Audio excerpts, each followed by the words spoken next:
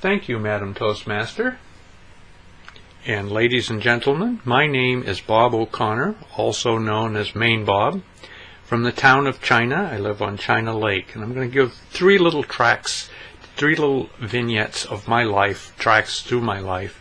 The first one being this. This is a pair of tweezers, kind of small for you to see there.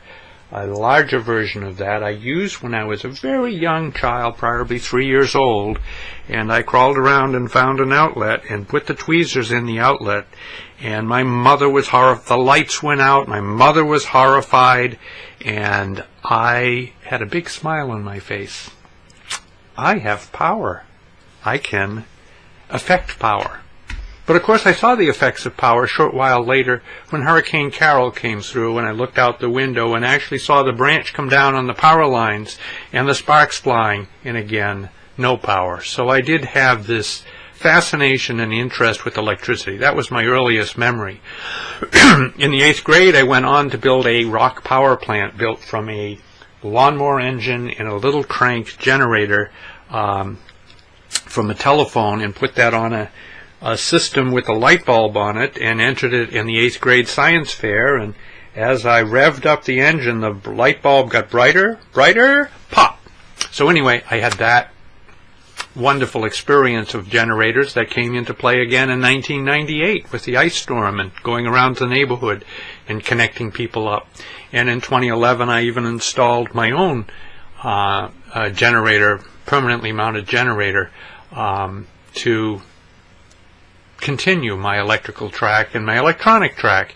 And there's more to it than that. I've been working from home since 1987, doing a lot of technical stuff.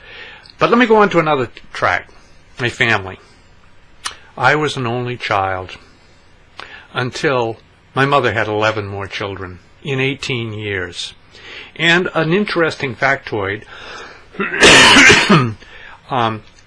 is that each of my brothers and sisters has the middle name of Francis, almost.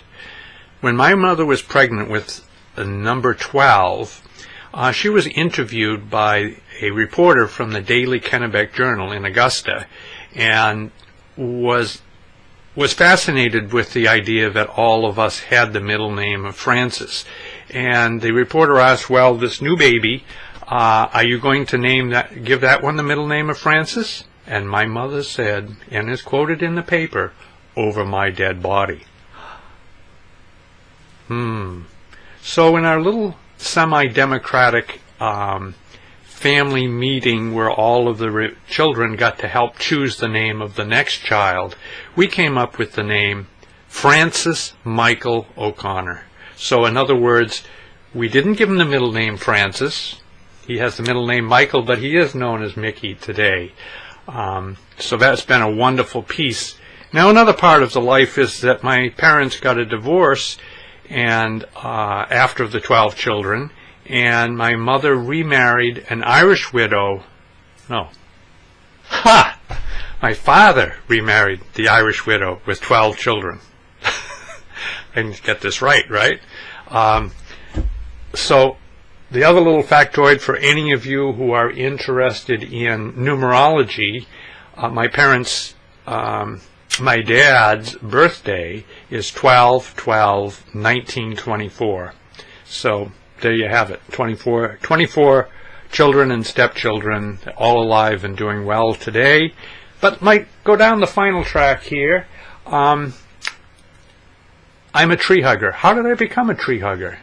When I was 10 to 12, I used to love to climb trees. It was just a favorite thing to do. And I decided one day to climb the biggest tree in the yard. This was probably about 60 feet high, a white pine. I put the ladder up against it because I couldn't get to the first branch. My brother Chuck helped me out with this. And then I did climb, and I climbed to the top. And up at the top, it was getting really thin. But even though I was swaying a little bit, it was a gorgeous view. I couldn't quite see the Kennebec River, but I could see over the houses in the neighborhood, and it was just neat to be really up there. And I started falling. I slipped. The pine pitch on my hands may have helped, but as I fall, the branches, I was slipping down from this perhaps 60-foot high tree, slipping, falling, Let me pause for a moment. You're probably imagining that the ambulance came by. Maybe I died.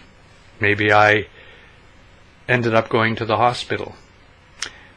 Let's continue. I was falling, and finally I grabbed onto this branch, and it bent, and this is the last branch at the very bottom. I bent, and it broke!